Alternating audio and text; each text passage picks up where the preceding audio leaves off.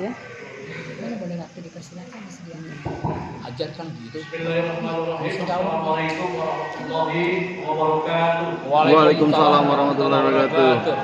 Selamat malam, salam sejahtera yang kami hormati dan kami banggakan Kepala UPD GGT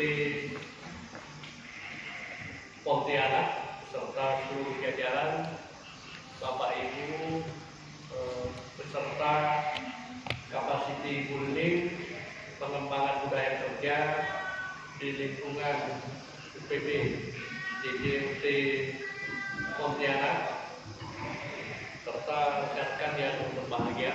Alhamdulillah, puji syukur kita panjatkan kehadiran Allah Subhanahu wa taala, Tuhan yang Maha Kuasa, atas izin karunia-Nya kita dapat bersilaturahmi, Bu Kepala ya, Bu Tati, dan Pak Ahmad, Pak Ferry dan yang lainnya ya. Malam ini dulu saya bersilaturahmi waktu saya ngambil ijazah anak saya yang polisi kan. Saya bisa bersilaturahmi. Memang saya tunggu-tunggu sih juga ya. Alhamdulillah dengan izin Allah SWT kita dapat bersilaturahmi. Dan saya atas nama pribadi dan institusi mengucapkan terima kasih hari ini diundang. Saya bahagia lagi Ibu mengundang saya kan ya. Mengundang saya, Ibu tidak paham, Anda tidak tahu nanti bahasa Melayu saya. Bapak Ibu sekalian yang hormati, saya terpaksa ngomong bahasa Indonesia, tidak ngomong Sikawan ya. Jadi kalau saya lihat materi Pak Kadis, saya menyampaikan materi capacity building, pengembangan budaya budaya kerja kan ya. Mau ngomongkan apa saya ini dengan orang-orang yang udah sehebat Bapak Ibu ini ya. Tapi ini saya ini silaturahmi aja. Sama juga tahun yang lalu saya diminta jadi narasumber oleh LPMP kan. Sama materinya capacity building juga kan. Malam ini diminta ini kan. Mungkin apa yang pernah saya ngomongkan tadi kata Pak Ahmad, ngomong apa silaturahmi ini. Banyak bukan ilmunya yang saya omongkan ya. Kalau berbicara masalah ibu, Bapak Ibu saya rasa lebih jago lah ya. Kalau saya pengalamannya. Bapak Ibu sekalian yang hormati, kalau berbicara capacity building, pengembangan budaya kerja, didengarkan ceramah saya belum ya? Samsul. Jadi Pak Samsul ini EO saya Bu ya. Waktu saya ketua Singkawang Expo tahun 2019, dialah EO saya waktu di Tridasana. Kemudian saya kaget, memang ada ya. Waktu itu saya sampai datangkan dengan Kadis Pariwisata, Itaula ya. Banyak tamu-tamu dari Kucing dekat stang. Setelah itu saya dipindahkan sebagai kepala dinas penanaman modal tenaga kerja. Habis jadi ketua itu kan. Jadi tahun kedua saya kepala dinas pendidikan.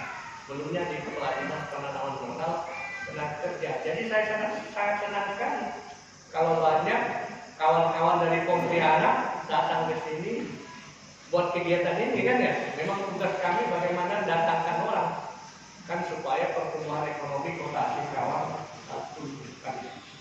Saya kalau insya Allah lah kalau di hotel-hotel karena kurang lebih 2 tahun juga ya Pak Dinas Penanaman Modal PTSP tenaga kerja kenal lah dengan orang-orang hotel. Kalau Pak Ahmad nanti mau kontak doa Pak Ahmad insya Allah ada diskonnya sedikit. Amin. Amin. Pak Ahmad ya. Iya. Bapak Ibu sekalian kita hormati, Pak Ibu Ketua dan Ibu Kepala, seandainya ada salah saya menyampaikan anggap aja biasa lah Pak Ahmad kurang ilmunya Pak. Kami Pak. Konteks capacity building. Menurut saya nih, saya bisa berdiri di sini karena capacity building saya. Ibu Tati bisa jadi kepala, dipercaya oleh rektor sebagai kepala OPBD sampai 8 tahun karena capacity building. Saya, kalau boleh saya berbicara pengalaman pribadi saya anak orang tidak punya. Mama saya sampai hari ini tidak bisa membaca. Ayah saya itu hanya tamatan kelas 1 SR. Jadi saya memang anak orang yang biasa-biasa saja. Tapi dari kecil, dari SD saya sudah terbentuk. Saya tidak mau jadi kayak orang tua saya. Saya boleh miskin, tapi saya harus pintar. Apapun saya lakukan, saya harus sekolah. Saya tinggal di kampung, di daerah perbatasan di Palu sana. Begitu tamat SMP tahun saya tamat SD tahun 84, tamat SMP tahun 87. Asmadi kecil, saya kecil, kerja saya kalau pulang sekolah tidak ada terbayang nih mau jadi kepala dinas. Kerja saya bagaimana saya bisa membantu ekonomi orang tua saya. Jadi pulang sekolah kerja kami ya cari upahan, menjadi kuli, menurunkan kelapa orang, pergi ke laut cari ikan, ya. Begitu malam minggu ini, saya dan teman-teman pasti pergi ke laut, membawa jala, membawa bukat cari ikan, cari kepiting itu. Tidak pernah terpikir kita mau seperti hari ini, apalagi melihat situasi kondisi orang tua, kan? Tapi di dalam hati saya nggak mau seperti ini, kan? Terus beriring jalannya waktu, tamat SMP tahun 87, jadi SMP 1. Kami hanya ada 1 SMP kan. Pada waktu selesai SMP, setelah ujian, kerja saya mengambil rotan di daerah-daerah Kemanisan. Kerja saya masuk hutan, keluar hutan, mengambil rotan. Jadi rotan itu pandai saya, keterampilan saya. Jadi misalnya saya dengan Pak Ahmad ini, harus 2 orang itu ngambil rotan di hutan itu untuk bikin kursi itu, rotan bakal, rotan batu. Kita harus berdua. Misalnya saya di pangkalnya, ambil pangkalnya, Pak Ahmad harus ujungnya. Sudah katanya, baru saya potong. Sudah 4 meter dipotong-potong sebelum diikat. Itu kerja untuk menyambung hidup ekonomi. Terpaksa harus kita lakukan. Begitu saya pulang, kawan-kawan ini sudah berangkat ke Singkawang. Ijazah saya itu belum saya ambil. Kawan-kawan, karena di daerah kami tidak ada SMA. Kalau mau SMA harus merantau ke Singkawang. Tahun 87 itu. Kawan-kawan. Terus saya main di rumah abang saya kan. Abang saya almarhum. Insya Allah surga. Amin. Amin. Main saya rumah abang. Di antara keluarga, dialah yang paling mampu ya. Ini saya berbicara kapasiti building, ya, pengalaman pribadi, mampu. Terus dia nanya dengan istrinya, ijazahmu sudah diambil kan belum? Belum. Mau sekolah kan enggak? Kan? Ya kalau diizinkan sekolah. Ya boleh pilih sekolah, tapi sekolah tidak usah yang ini ya, pilih aja ini. SPG, SDO, PGA, SPP. Kalau orang kampung kan pasti itu di sekolahnya kan. Kan SPG, SPP, PGA, SDO. Terakhir SPK kan. Oh iya, dia nanti disiapkan lah. Itu abang tunggal, abang dari pamannya dia bantu biaya kan. Jadi sekolah. Jadi kami merantau itu dari kampung ke Singkawang itu ada 6 orang. Dari 6 orang itu nilai saya itu paling rendah dengan kawan-kawan itu. Jadi udah kita dari 6 orang itu ekonominya yang paling parah, paling miskin itu saya. Dari 6 orang kan. Jadi di semester semester pertama memang sudah saya tanamkan, saya boleh miskin, tapi jangan sampai bodoh saya. Tapi kalau saya bodoh lagi 2-0 saya dengan kawan saya. Alhamdulillah semester 1 diumumkan ranking 2. Wah itu udah mulai pede, udah mulai pede. Nah, seiring berjalannya waktu, saya pada waktu itu memang kelas 2, kelas 3 udah nampak kepemimpinan ini. Saya selalu menjadi ketua kelas. Menjadi ketua kelas. Ini istri saya ini kawan saya satu kelas. Nah, dia tahu dengan saya kan. Dia mungkin tidak salah pilih lah istri yang. Nah, ini salah lagi lah kan. Tapi istri saya ini jurusan TK. Jurusan TK di kurikulum 84. Kalau kami di SPG itu hanya 2 jurusan. Jurusan SPG, jurusan TK. Apa beda antara jurusan TK dengan SD? Kalau jurusan TK, dia selain kalau ada formasi pembukaan pegawai boleh masuk di TK, boleh juga melamar di SD. Kalau SD untuk SD aja. Tamatlah saya dikasih beasiswa super smart. Istri saya pun super smart. Dari beasiswa super smart itulah saya melanjutkan kuliah. Pertama saya melamar di UNTAN, ngambil jurusan bahasa Indonesia dan sastra, tidak lolos. Langsung saya melamar di STK IP PGRI Pontianak Ilham, diterima di PIPS, kan? Sampai semester 6 ekonomi udah kacau, namanya orang yang sekolahkan saya kan. Kalau dia istilahnya bertengkar, cekcok suami istri dan berpengaruh untuk saya. Waktu itu juga waktu saya sekolah kan, susah saya. Mudah-mudahan dia suami istri ini adem-adem dapat uang saya. Kalau sempat malam dia tengkar, nggak jadi pulang saya besoknya kan. Itu saya alami kan. Memang nggak pede saya. Apalagi mau kenal cewek, ini murah cewek gitu. Alhamdulillah waktu itu selesai. Waktu itu semester 6 karena kondisi keuangan udah susah. Tapi alhamdulillah pada waktu saya kuliah itu saya pintar. Alhamdulillah dengan kuliah itu saya 3 kali pernah mewakili Provinsi Kalimantan Barat ikut lomba cerdas tangkas P4 tingkat nasional. Itu pertama sekali tahun 90, seterusnya saya mulai percaya diri. Pertama sekali naik pesawat itu tahun 90, naik bulan.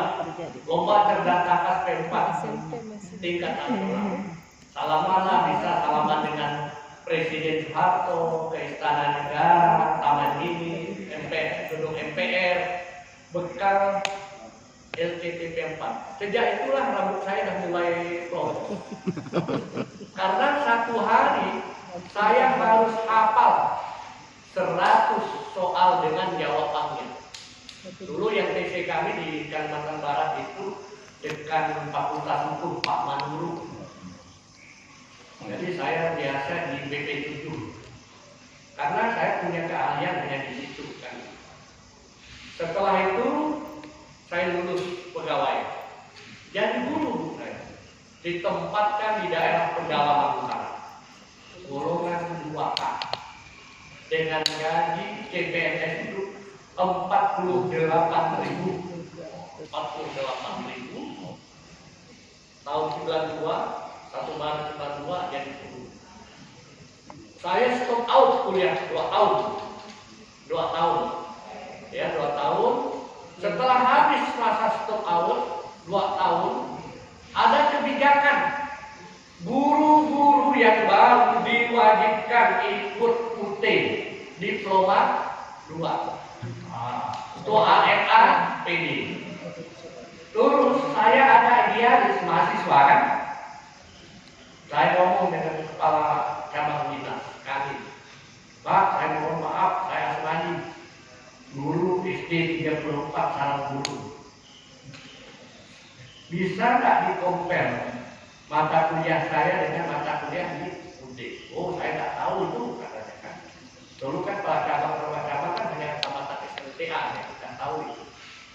atau gini aja Pak, izinkan saya izin belajar. Saya meneruskan, jadi daripada saya kuliah diploma 2, lebih baik Bapak berikan kesempatan saya kuliah di S1. Saya tinggal 5 mata kuliah ujian negara. Karena waktu itu di kurikulum saya pada waktu itu 15 ujian negara, kan kalau di swasta kan ada 4 ujian negara. Oh, tidak bisa.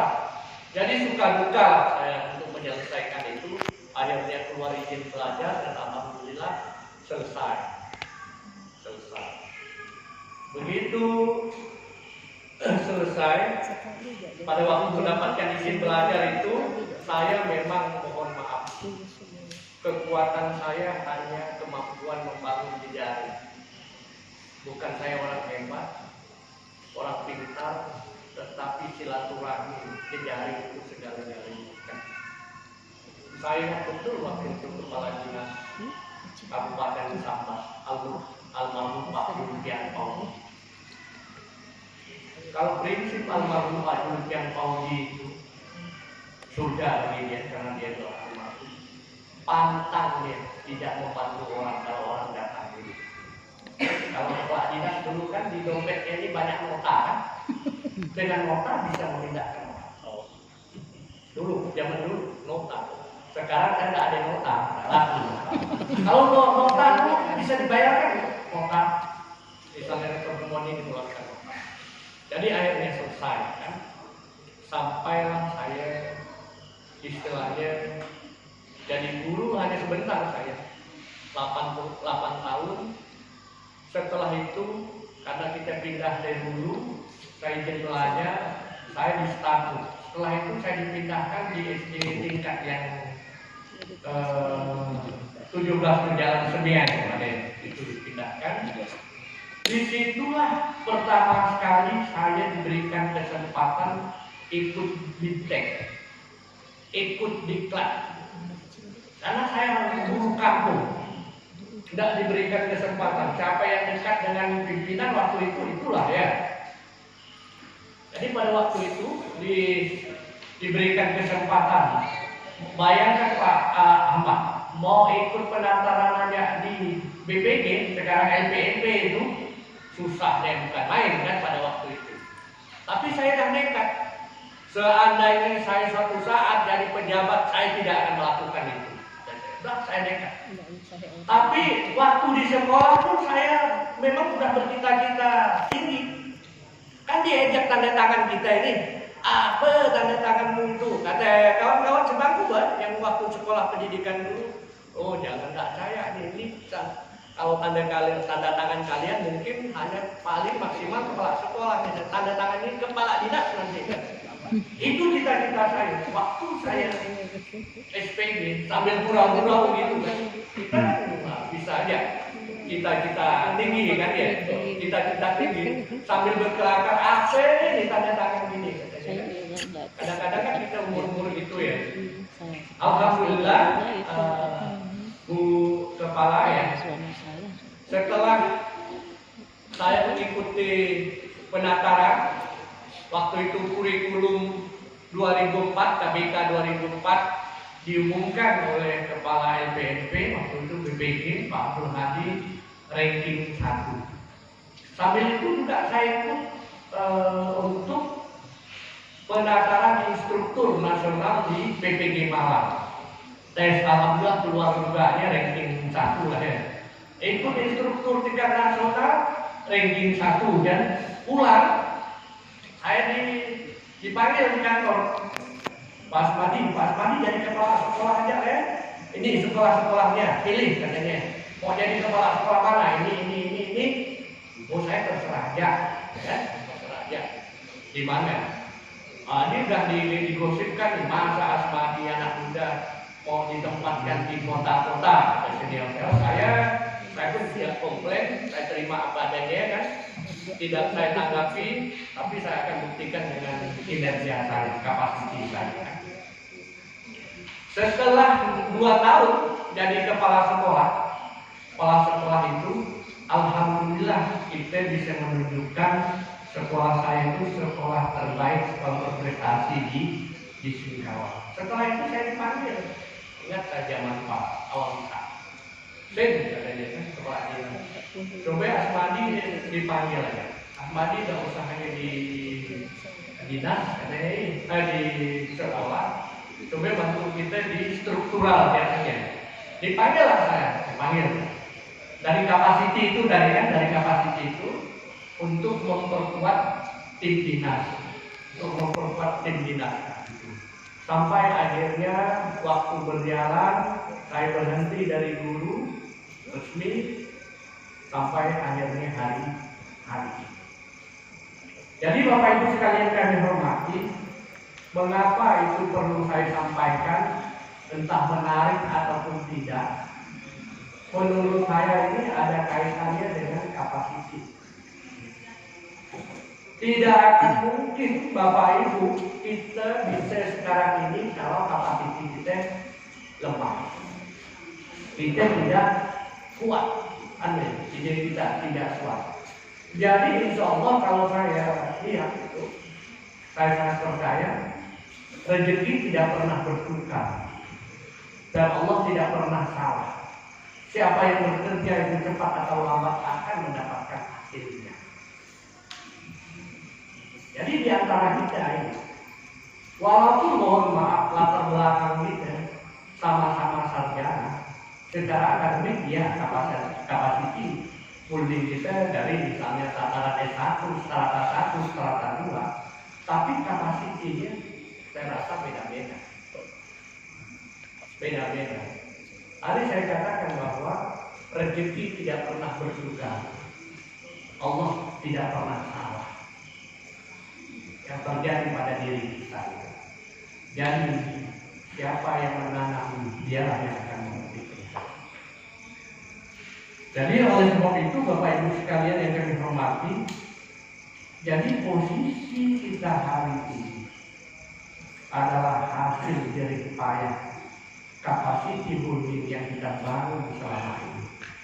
Dari kita kecil sampai hari ini kita menikmatinya di hari ini. Ini juga pernah saya sampaikan pada waktu saya menyampaikan materi kapasiti holding tahun yang lalu di LPMT. Jadi apa yang kita rasakan hari ini adalah buah kerja ataupun kapasiti holding yang kita baru bertahun-tahun yang lalu. Jadi perlu juga kita sampaikan karena kita ini sama-sama bergerak di bidang pendidikan. Pada waktu saya menyampaikan materi juga di IAIN tentang kapasiti juga saya sampaikan bahwa IAIN itu sebagai salah satu produk pencetak guru-guru agama. Ya. Masih ada masalah di dunia pendidikan kita. Kalau berdasarkan hasil testimoni saya, banyak mohon maaf anak-anak kita yang mengaku Islam diserahkan ke guru-guru, kita tes tidak hafal niat-niat sholat, tidak hafal surah-surah pendek dan lain sebagainya. Saya disampaikan siapa ini yang salah? Tanpa dia mencari tahu ataupun mencari faktor-faktor yang lain ataupun mencari kambing hitam. Jadi Bapak Ibu sekalian yang kami hormati, Ibu Kepala ya, yang kami hormati, perlu saya sampaikan dalam forum ini ya, saya sangat percaya apa yang disampaikan oleh Allah Subhanahu wa Ta'ala dan Rasulnya. Kekuatan saya hanya ridho dan berkah dari orang tua saya. Pada waktu saya menempuh pendidikan, orang tua saya itu masih lengkap. Kebetulan orang tua saya, kandung maupun mertua kan suka tinggal rumah saya. Itulah pintu-pintu surga saya. Mereka lah yang tidak henti-hentinya mendoakan saya sehingga saya berhasil sampai hari ini. Sekali lagi saya sampaikan, saya tidak pernah menyangka saya akan jadi kepala. Tapi saya selalu sampaikan, minta itu, Mak ya, saya sih mau ikut tes ini ya, pendidikan ini. Ya, Mak itu, Bapak ayah itu, macam mana lulus ya nggak? Insya Allah lulus. Jadi kapasiti building yang utama Bapak Ibu, mohon maaf, saya selalu melakukan pembinaan. Tidak akan sukses kan kalau kamu menyepelekan, menghinakan orang tua kamu. Tidak akan mungkin Allah Subhanahu wa Ta'ala akan mengangkat harkat martabatmu kalau kamu hanya memberikan sisa-sisa pada orang tua. Saya sampai sentuh, apalagi dalam rangka penguatan karakter, profil pelajar Pancasila. Tadi siapa guru-guru sebelum berangkat kerja menyapa orang tuanya, memperhatikan makan apa orang tua.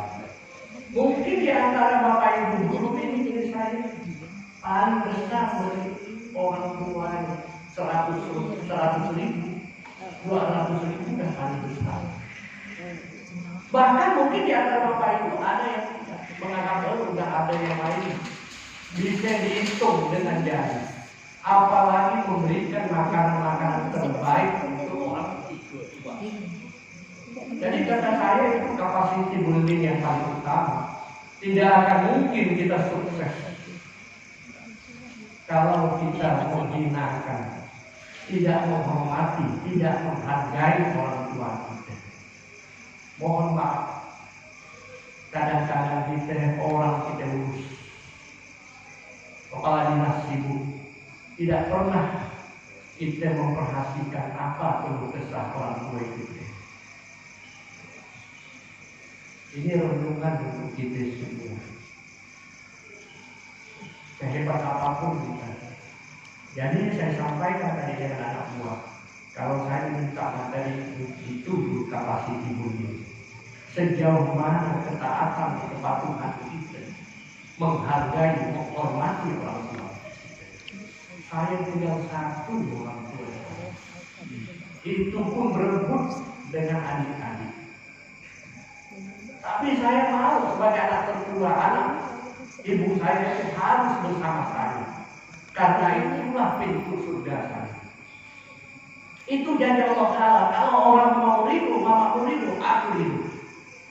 Kalau mau berkah, aku akan berkah.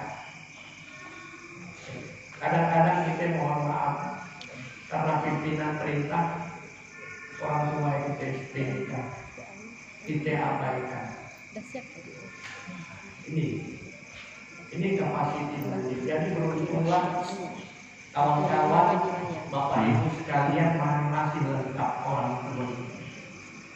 Jadi kalau yang masih lengkap, mulai pulang dari kapasiti building ini, ingatkan sentuhan-sentuhan Pak Kadis tadi. Itu saya ingatkan. Saya paling takut umat saya tersinggung. Saya masih ngomong dengan orang tua. Udah, anggapnya ada terjadi apa? Kan? Karena yang namanya orang tua, pendengarannya yang berkurang, lain kita, lain dia, kan ya. Kadang-kadang kita karena capek, ada masalah di kantor, terpancing gitu kan. Sampai nada kita, suara kita lebih tinggi dari dia kan. Alih-alih, jangan sampai terjadi kepada kita. Jadi Bapak Ibu sekalian yang kami hormati, untuk apa kita berpendidikan tinggi, memiliki jabatan tinggi, kalau orang tua kita terabaikan, terhinakan? Siapa yang menghina, terabaikan oleh ulah kita, oleh ulah kita. Saya menyentuh, mungkin pun saya masih jauh perlakuan saya terhadap orang tua saya. Masa saya yang paling bahagia itu tahun 2017. Saya pernah bawa tamak saya itu umroh. Dia tidak tahu apa-apa. Baca, yang penting rumah baca Al-Fatihah aja. Apa yang saya lakukan, rumah ikutkan. Susah saya, dia tidak pernah di hotel, tidak pernah di apa kan ya. Ini saya posterkan dari dia, karena dia mau ikut. Kalau kau ke Jakarta, saya mau ikut lah. Kebetulan saya mau sudah anak saya yang menyusuin mau ke Batam, saya mau ikut juga lah. Booster syaratnya, mau saya booster kan.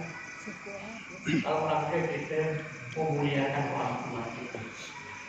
Jadi Bapak Ibu sekalian yang kami hormati, kadang-kadang kita bisa memperoleh gelar S1, S2, S3, S4, tapi akhlak perilaku kita tidak mencerminkan orang-orang yang berpendidikan tinggi, terutama terhadap orang tua kita. Kita kadang-kadang bisa santun, bisa hormat dengan orang, tapi kadang-kadang kita mengabaikan rasa hormat, rasa sayang, rasa kasih kita dengan orang tua kita. Saya rasa kalau Bapak Ibu mendengar kapasiti bunyi yang lain mungkin tidak ada masih materi ini ya. Materi ini materi saya. Tadi saya jam 9 juga nyampaikan webinar di program Federasi Nasional untuk guru-guru kan. Karena kejar tayang juga saya harus nyampaikan 7 pertemuan ya.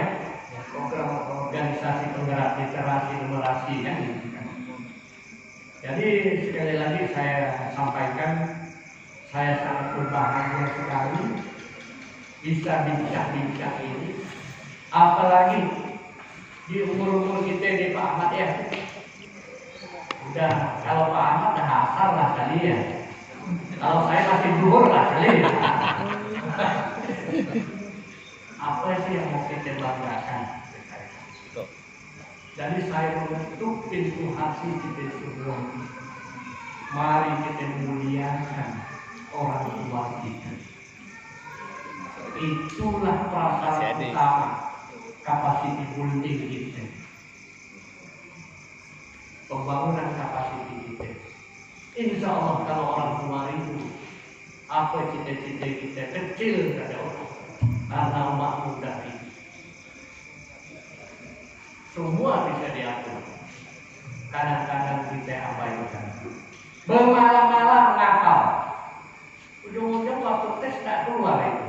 Karena orang tua tidak ditembusik di kampung. Sebenarnya kan minta rindu orang tua dulu baru menghafal kan.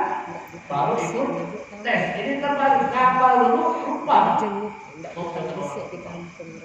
Jadi Bapak Ibu sekalian yang kami hormati, apalagi di suasana sekarang ya, mari kita menciptakan usia kita dah tua, Bu Beri ya.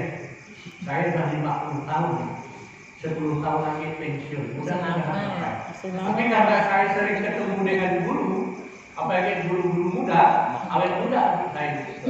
Hanya saya pura-pura tua kalau depan istri saya. Kalau di rumah saya buat lagu-lagu tua saya. Lagu mudik. Ya. Jadi mudah-mudahan tadi ya kita sangat beruntung istilahnya Allah amanahkan bergerak di bidang pendidikan. Mudah-mudahan apa yang kita tanam, Amin. petua-petua kita, bimbingan-bimbingan kita kepada para peserta didik kita ini, itulah nanti yang menemani kita di alam kubur, alam barzah, mungkin yang menjadi perhiasan yang menerangi, yang membawa kebahagiaan, kedamaian bagi kita. Maka sekali lagi saya mengucapkan terima kasih sekali nanti mengundang saya untuk sedikit sharing. Kita apa yang mau dicari? Anak dah punya, suami dah punya, pekerjaan dah punya, gaji dah punya. Rasa bahagia. Bagaimana hari-hari ini kita berdiskusi dengan hal-hal yang membuat kita bahagia. Jadi Bapak Ibu sekalian, perlu saya sampaikan, saya ulangi bahwa kapasiti building, prasyarat utama dalam hidup kita adalah bagaimana ketaatan dan kepatuhan kita, bagaimana kita menghormati dan menghargai orang tua kita, menyayangi orang tua kita. Itu prasyarat utama. Insya Allah kalau itu kita lakukan, karir-karir kita, rezeki-rezeki kita akan mengikuti. Jangan kebalik. Jangan kebalik. Saya pun masih bertanya-tanya dengan diri saya. Apakah saya sudah benar memperlakukan orang tua saya? Menghargai, menghormati orang tua saya. Kadang-kadang gara-gara saya main di rumah adik, kadang-kadang di rumah dimarah, kan ya? Dan bisa juga terpancing kan. Yang terakhir, kepribadian dan akhlak yang baik adalah kunci utama pengembangan kapasiti multi. Asmadi SPD MSI, Kepala Dinas Pendidikan dan Kebudayaan Kota Singkawang. Terima kasih atas perhatiannya. Mohon maaf atas segala kekurangan. Wabillahi taufiq wal hidayah. Assalamualaikum warahmatullahi wabarakatuh. Waalaikumsalam warahmatullahi wabarakatuh.